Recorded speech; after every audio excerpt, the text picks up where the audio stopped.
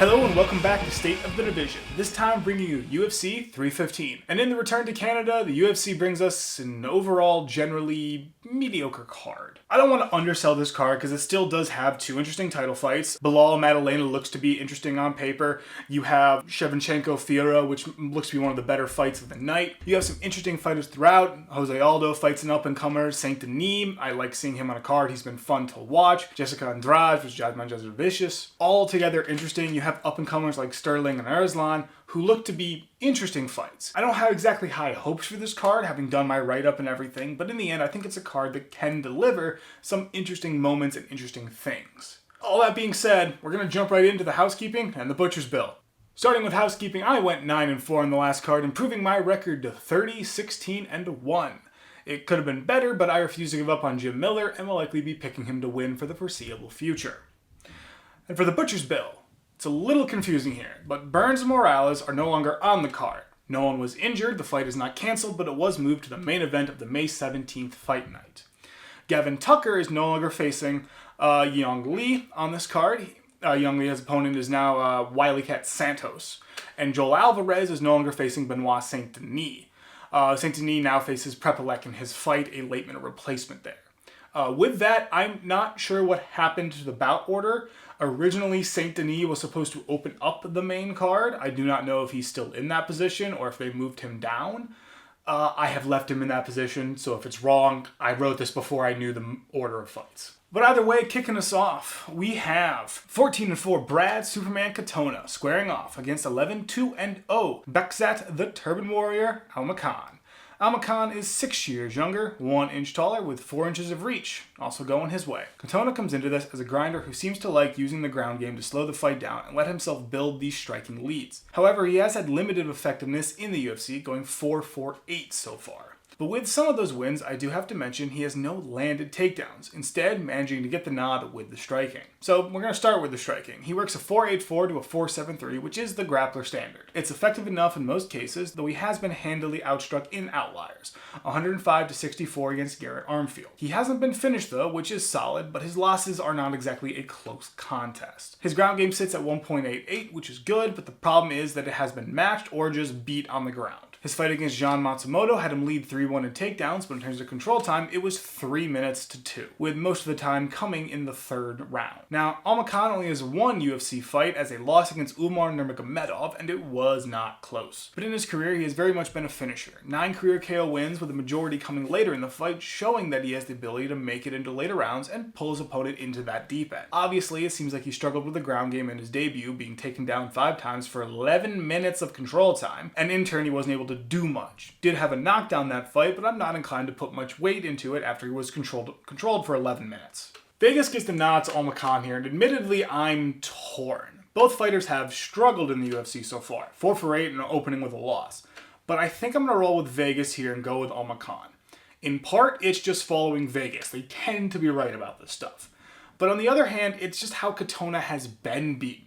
He's been beaten by higher pace strikers despite landing takedowns. And while Almakhan was thoroughly dominated by a ground-focused fighter, I don't know if Katona is the same beast as Umar Nurmagomedov given his track record. So I think with Vegas picking Almakhan, I'm going to think they have the right idea, and I'm going to kind of pick that Almakhan wasn't able to fully showcase what he was capable of in his fight against Nurmagomedov. 12-2, Daniel Wildcat Santos takes the late notice call to step in against 11-2, the Korean Tiger, Yeong Lee. I'm sorry. Lee is a single year younger, 3 inches taller, with 6 inches in reach, also going his way. As mentioned, Santos is the late replacement for Gavin Tucker and rolls into this as a ground-focused fighter with some KO ability lurking in the wings, with 6 KO wins in his career. On the ground, he rolls with a 1.90 average and multiple takedowns in each of his UFC wins for chunks of control time. 10 minutes and 47 seconds in his battle against Johnny Munoz, and 2 minutes and 4 in his KO win against John Castaneda. He does seem to want to lead the action with a 73% takedown defense, and even when he is taken down, has proven the ability to reverse position or just get back to his feet. Striking isn't great, a bit of the standard for ground-focused fighters, 4.26 to a 5.12. He does take some striking leads, as seen in his last 2 fights, but part of that does seem to be his ability to slow opponents down, giving him those striking leads. Now, Lee is the original member of this fight and very much seems to be a control-focused fighter with a decently rounded game. He does have some finish ability, but the last one by finish was in 2022. Starting with the striking, he rolls with a 2.84 to 2.81 in striking, and with these you really see he likes to slow the pace down and really limit what his opponent is able to do, with not a single one of his fights having a combined significant strike total over 70. The closest was against Builder, which totaled 68. He can be outpaced, and his most recent loss was outstruck 42 before a first round KO loss. For the ground game, he works a .93 takedown average and has only landed 2 takedowns in the UFC so far. He does have some sort of control time in most of his fights, but they aren't always takedowns, and it is minor chunks compared to what has been registered against him. Vegas has it even, which makes my life that much more difficult, but in the end, I am going to roll with Wily Cat here. Yes, he is short notice. Normally I would pick against that, but I think in terms of the matchup, he's a quick-paced striker with a ground game that can slow down his opponents. And Lee is coming off a loss where he was overwhelmed by strikes in the first round, 42-4, and has a fight against Yizha, where he was taken down 5 times for 8 minutes and 19 seconds of ground control. This coupled with the fact that Santos is coming off a performance where he landed 3 takedowns for 10 minutes of ground control time, making me think he has the tools to beat Lee if it comes down to it, and I think he's going to be able to use those tools to beat Lee here. 16-9-0-1 power bar, Marc-Andre Barriault takes on 23-12 Bruno Blindado Silva. Even age across the board, 1 inch in height going to Barriault with another dead draw in reach. Now, Barriault's a little weird to get a feel for if I'm being honest, but to take a guess, I think calling him a kill or be killed fighter is probably the closest archetype. He doesn't always get the finish, but he consistently fights for the finish, if that makes any sense. I do also have to mention that he is a streaky fighter on a 3-fight losing streak. But to actually get to the numbers, he rolls with a 5.98 to a 5.58 on the feet, which speaks to his willingness to exchange and reliance on power to be equalizer in some cases. He does have that power, but with how he fights, the power shot can land against him. In the terms of ground game, carries a .21, and it is almost entirely serving as a recovery or disruption piece. He does have a 67% takedown defense, which has done a decent enough job for keeping him on the feet.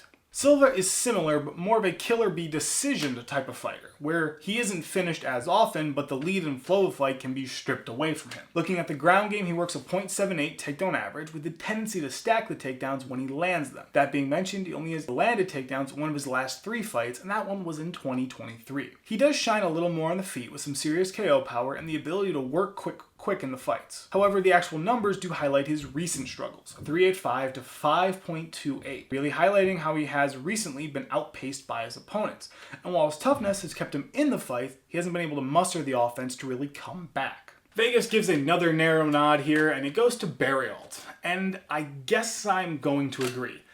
You can tell I'm not super confident about this fight, but the main factor that gives Barriault that edge in my mind is that he's shown more of that control game, like in his fight against Eric Anders. He was able to slow the fight down, control it with his pace, and keep it there and win the fight by decision. Silva does get the finish a bit more reliably and does kind of live by it, but he's susceptible to being controlled like what Barriault did to Anders. Now, obviously, Silva can end the fight in an instant. He's a finisher. But I think with both fighters being finishers, but Barriault having that tinge of the ability to control, I'm giving him the slightest edge in my mind and rolling with Vegas here. Ending off the early prelims, 6-0 Navajo Stirling looks to stay perfect against 14-4-0-1 Ivan Erslan. Stirling is 6 years younger, 2 inches taller, with 7 inches in reach, also in his favor. Stirling rolls into this fight as a striking focused finisher with a focus on the pace, since only 2 of his fights have actually gone the distance. That being said, he rocks the 5.82 to 2.56 in the UFC in terms of the striking, highlighting the pace especially given that it has not been particularly close in striking numbers, 52 to 25 and 78 to 32. He seems to have some pretty solid variety as well, does not seem to have much of a ground game with a 0.00 takedown average and a 72% takedown defense showing where he really wants to keep the fight. Has proven the ability to survive his opponent's attempts, winning his last fight despite being taken down 3 times over 3 rounds. Erslan is coming off a loss to Yeong Lee by split decision, which was also his first UFC fight. Stylistically, he looks like a finisher with 10 career KO wins. I don't know if he's a kill or be killed type of fighter given his 4 losses are 1 KO in KSW 23, 1 submission, also in KSW but in 2020, and 2 decisions, 1 in KSW in 2022, and obviously the most recent loss in the UFC. Does seem to be a quick fighter working with early finishes. I don't know if he struggles going into deeper rounds, but very few of his wins have actually gone deep. Heavy favorite here is Stirling, and I'm going to agree. My problem here is I don't have a lot of information for either fighter. Sterling was able to survive 3 takedowns in his fight against Tokos, and if he's able to mitigate Erslan's takedowns, which seems to be a part of his game that he relies on, I think the edge goes to Sterling. Could Erslan win? Probably, but I've seen more from Sterling, and Sterling looks to be able to survive the ground game, which seems to be something Erslan kind of relies on. So I'm going to go with Sterling here. Opening the prelims, I think. 17-6, Modestus, the Baltic Gladiator Bukauskas, tries to keep rolling against 19-10 1-1 Eon, the Hulk Cutleaba. Even age across the board, but Bukauskas does take 2 inches in height with another 3 in reach heading his way. Bukauskas is a weird fighter to get a feel for in terms of style, but to make a guess, I think a striking-focused finisher is the best description. He is coming off 2 finished wins with 10 in his career, though he has been a bit streaky overall. Moving to the numbers, he rolls with a 3.32 to 4.11 in the striking, which does show how he can be outpaced and caught on the feet. But in most of his bouts, he is able to match up. Now, there is a situational ground game that lets him take some control time with a .37 average, but obviously it's very situational, with his first 2 UFC takedowns coming in 2024. Does have some submission ability, but as with the takedowns, it's situational. Cutleaba is much more of a ground-focused fighter with some finish ability, but is also more than willing to grind it out. On the ground, carries a 4.17 takedown average, with takedowns in all but 3 of his UFC wins. He does tend to stack these takedowns, but surprisingly doesn't get a whole lot of control time off them. Of the 3 takedowns against Ivan Erslan, he'd only registered a minute 59 total compared to Erslan's nearly 6 minutes. So it very much has been a disruption tool to set up his striking. That striking sitting at a 4.30 to 3.38, which is decent, but also does highlight his reliance on power, since most of the time he doesn't amass these huge striking leads. The few times he does are due to him slowing down his opponent's offense with the aforementioned takedowns. Once again, Vegas takes away my safety net and has these fighters about dead even. And I can see why both fighters are finishers and have the ability to win a fight in very different ways, but in the end, I am going to pick and run with Cutleaba. Now, partially this is my ground game bias. I fully admit that fighters that tend to control the ground tend to do better here. But also, other fighters have been able to generate decent chunks of control time against Bukauskas, and I think Cutleaba is capable of taking more advantage of that, which can spell problems for Bukauskas given that Cutleaba's ability to finish on the ground is there. And if he doesn't, he's proven that he can at least go the distance in fights, meaning there's more chances for control time.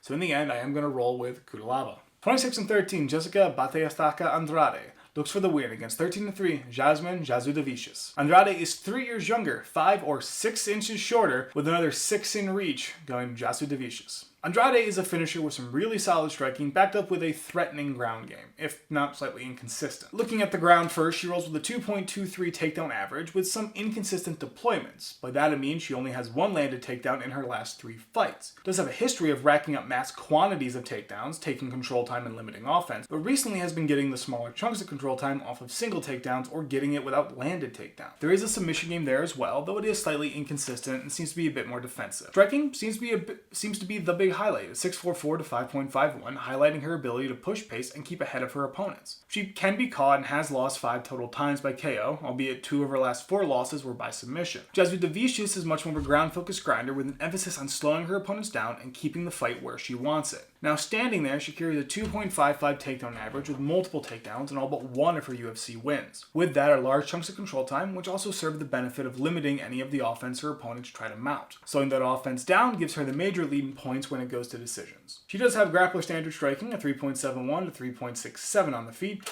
and a lot of her advantage comes from the ground and pound and the overall slow pace of her fights. The few times she was unable to completely control the ground game, she was severely outpaced on the feet. 96 to 31 and 103 to 77. Biggest favorite for this bout is Jasudaviicius, and I will agree. I might be a bit higher on Andrade than Vegas, but in the end, I do like how Jasudaviicius is able to slow the fight down and limit the striking of her opponents, and doing that against Andrade I think gives her a major advantage in this fight. Not to mention the ability to land submissions and the constant threat they pose makes people hesitant or panic on the ground, something I think that Jasudaviicius can take advantage of, and I think all these things give her an edge in this fight. 11-2-1 Mike Proper Malott goes for 2 in a row against 10-4 Charlie Chuck Buffalo Radtke. Malott is 1 year younger, 2 inches taller, with an inch in reach going his way as well. Malott is a finisher with solid submission and KO ability, with 4 of his 5 UFC wins ending before the final bell. Now, he does have more submission wins, 3 in the UFC, and with that is a 2.27 takedown average. Admittedly, those takedowns have shown up more in his last 4 fights, with his last fight with landed takedowns being January 2024. All that being said, he is able to generate good chunks of control time off of them, but also does open himself up to submissions a bit. He does seem to be able to land them off defense or from the bottom as well. On the feet, he rocks the grappler standard striking, a 3.85 to 3.06, where he doesn't blow away his opponents in most cases, but also manages to stay close where he can try and steal a win with ground control time. Radtke also comes in as a finisher, though compared to Malott, he's more of a striker who is willing to step in and exchange. In the striking, he rolls with a 3.38 to a 3.03, highlighting the willingness to exchange, but also the fact he tends to work quick in a lot of his fights. With the striking, there seems to be a decent chunk of power as well as a dynamic striking style. Backing it up is a 0.59 takedown average, very much a situational piece that appears matchup specific. Vegas likes Malott, and while this fight is definitely close, I am going to agree and roll with Malott here. Both fighters have a chance to finish this fight, which kind of evens the odds a bit. But Malott has had a bit more UFC success and then also has his ground game, both things that tilt the needle a lot more in his favor in my mind.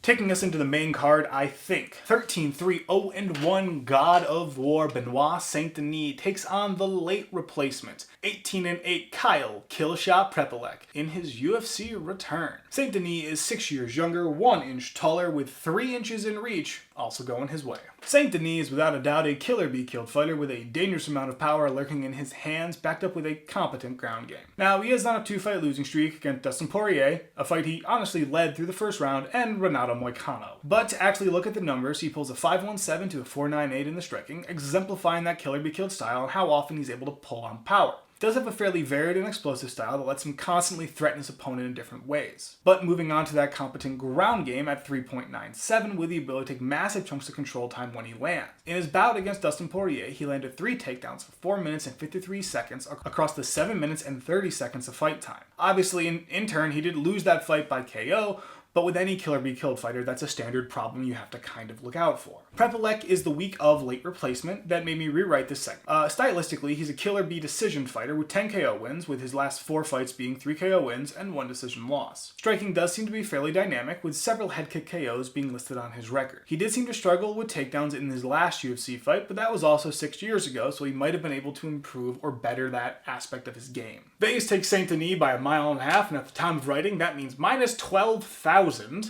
Something I'm hard-pressed to pick against given the late notice variety of this call-up and the limited success Prepolec had in the UFC last time and the fact he hasn't been in the UFC since his last fight. St Denis has lost 2 in a row, yes, but the 2 in a row were to Renato Moicano and Dustin Poirier, who at this time are still fairly high-level competition and something he was getting into fairly early into a UFC career, if you will.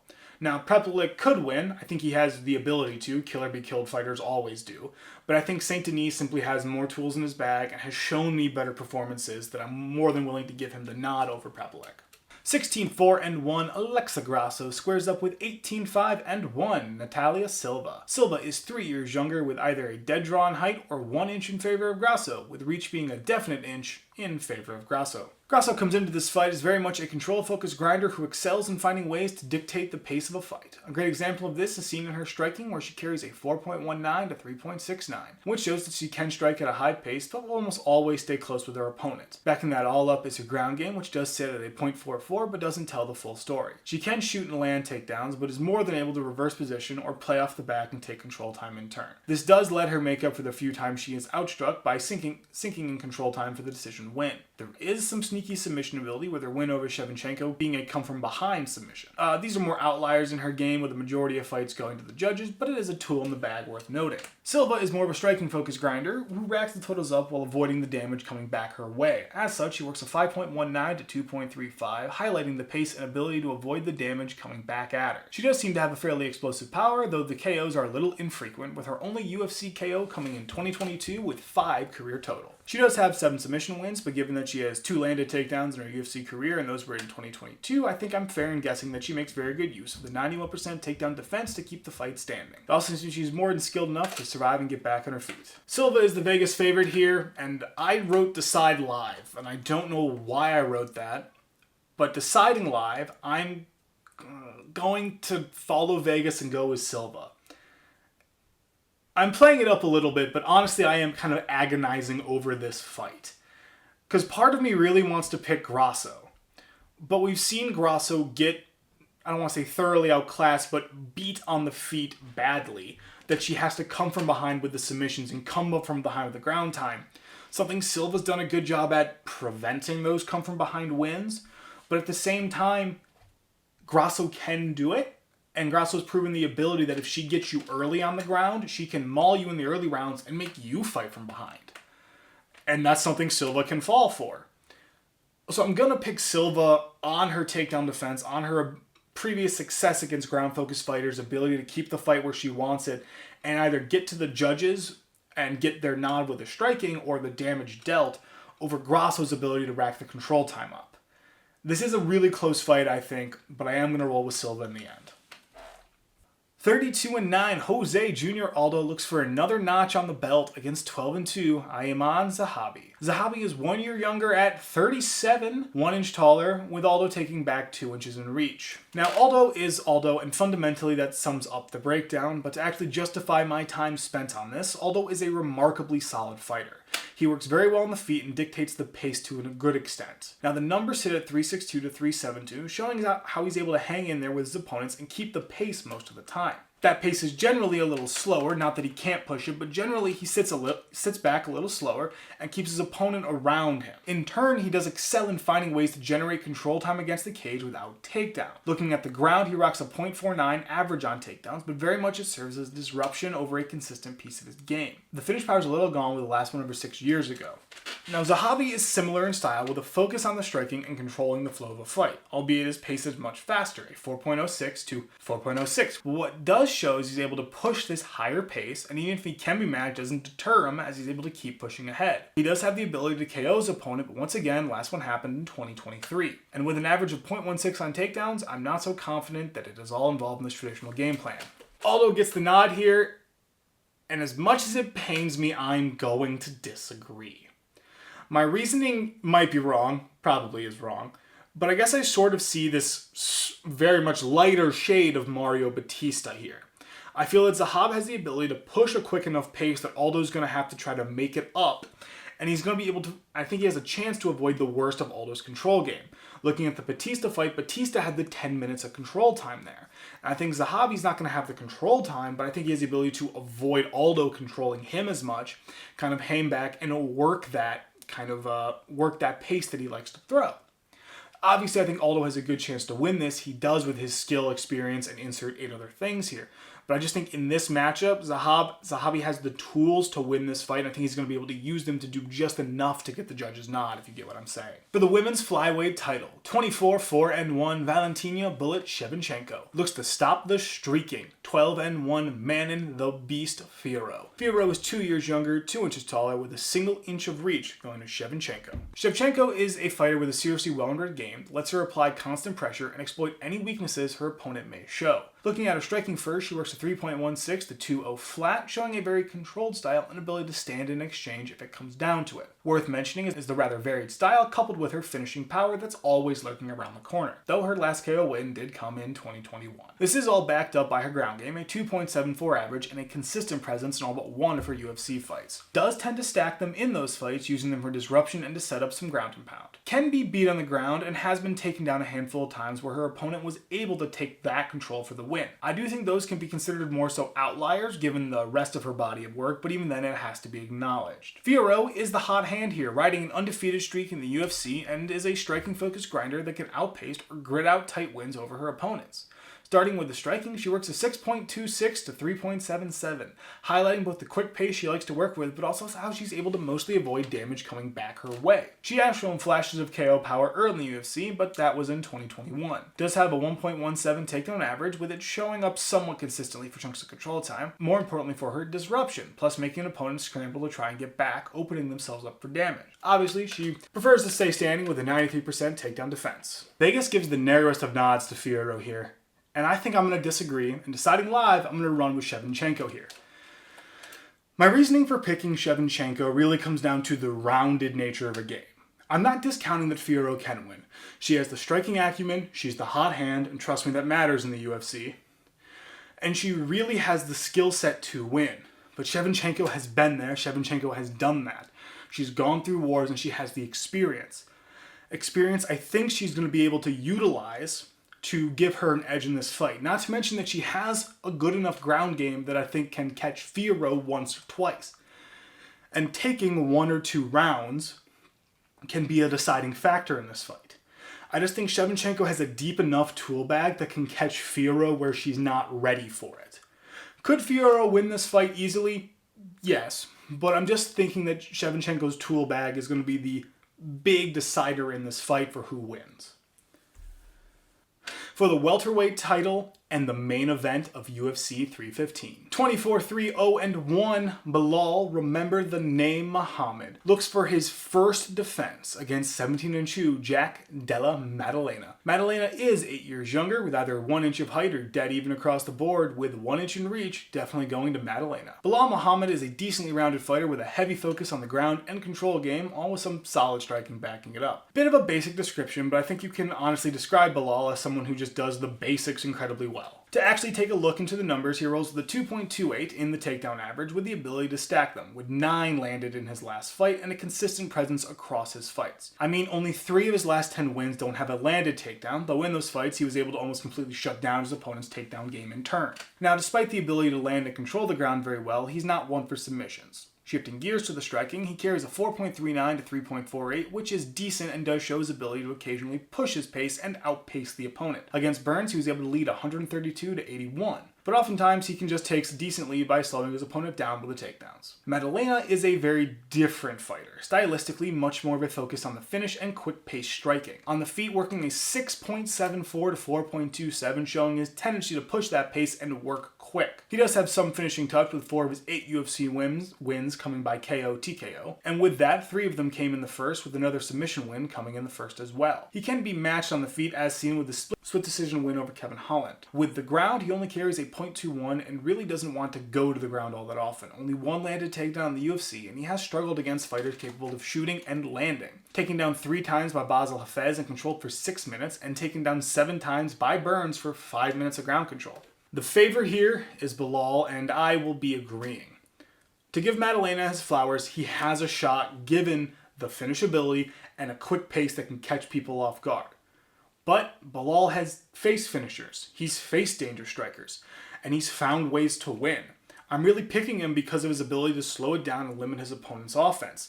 And we've seen Maddalena struggle with getting taken down. He was forced to come back against Gilbert Burns in that fight because he was taken down and Burns was dictating the pace of the fight so much.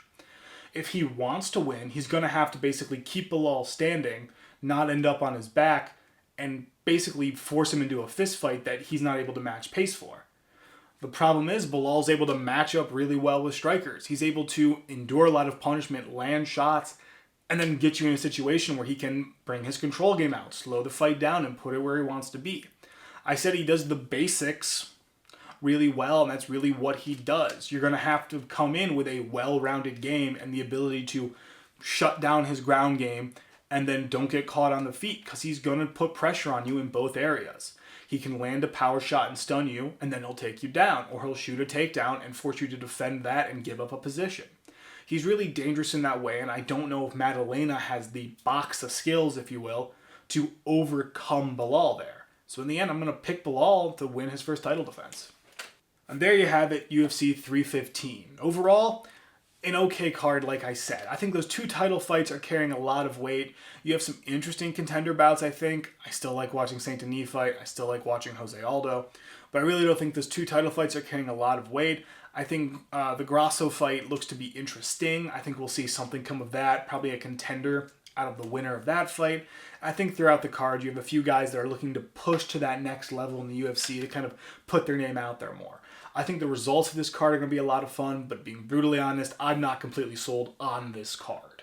But in the end, that's just my opinion. Tell me what you think down below. Tell me what you think in the comments or whatever. And have a great fight.